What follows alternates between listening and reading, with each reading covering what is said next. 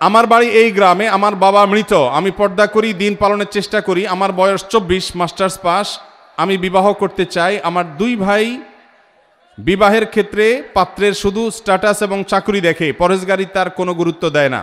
আমার অনেক বিবাহ বাতিল হয়েছে, এই জন্য আমার ভাইদেরকে নসিহা দিন, আপনার একদিনই বোন।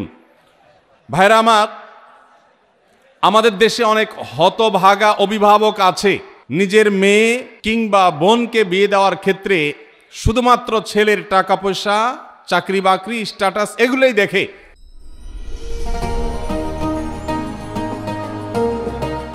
ছেলে ভালো মানুষ কিনা, আল্লাহ ভীরু মুত্তাকি কিনা, পরহেজগার কিনা, নামাজি কিনা, হালাল হারাম মেইনটেইন করে কিনা, সে বিষয়টা দেখে না। নবীজি সাল্লাল্লাহু আলাইহি সাল্লাম বলেছেন, তুনকাহুল মারআতু লিআরবাঈন, 4টি বিষয় দেখে সাধারণত মেয়েদেরকে মানুষ বিবাহ করে বা বিবাহ দেয়।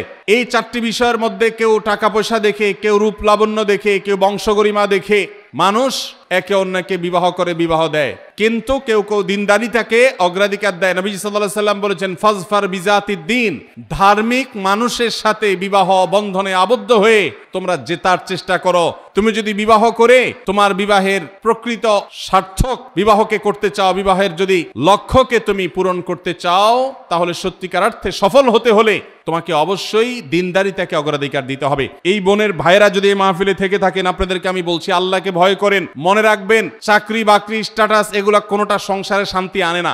শান্তি আনে মানুষের ব্যক্তিত্ব, ভালো মনুষ্যত্ব।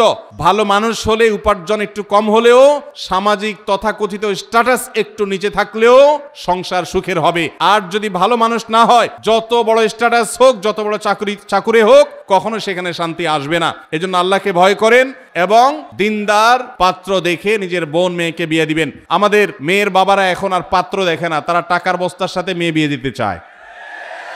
মেয়ের বাবারা এখন আর ছেলে দেখে না, তারা দেখে টাকার বস্তা।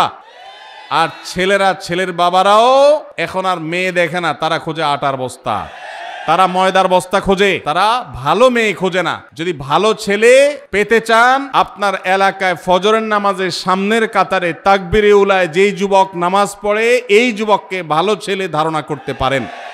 আল্লাহ তাআলা আমাদেরকে দিনদারিতা এবং ধার্মিকতা দেখে বিবাহ দেওয়ার তৌফিক দান করুন। ভাইরা আমার, আমরা যদি পার্থিব জিনিস দেখে বিয়ে শাদী করি এবং দেই, তাহলে সেক্ষেত্রে আমরা কিন্তু ধরা খাবো, লাভবান হব না। এই বোনকে বলতে চাই, আপনি এলাকার আলেম ওলামা, মসজিদের ইমাম সাহেব, তাদের মাধ্যমে আপনার ফ্যামিলির লোকজনকে বোঝাবার চেষ্টা করেন। আমরাও তাদেরকে বলছি, আল্লাহকে ভয় করেন, দিনদারিতাকে অগ্রাধিকার দিবেন, অন্য কোনো কিছুকে নয়। ইনশাআল্লাহ শান্তি হবে। ঘরে ঘরে বিবাহ ভাঙছে, দাম্পত্য কলহ হচ্ছে, কারণ আমাদের কাছে এখন ভালো মানুষের চাইতে পয়সাটা বেশি দরকারি। আমাদের চাইতে এখন ভালো মানুষের চাইতে ভাবসাবটা বেশি দরকারি। কোন চাকরি করে সেটা আমরা দেখি, সে মানুষটা ভালো কিনা সেটা আমরা দেখি না। আল্লাহ আমাদেরকে হেদায়েত দান করুন।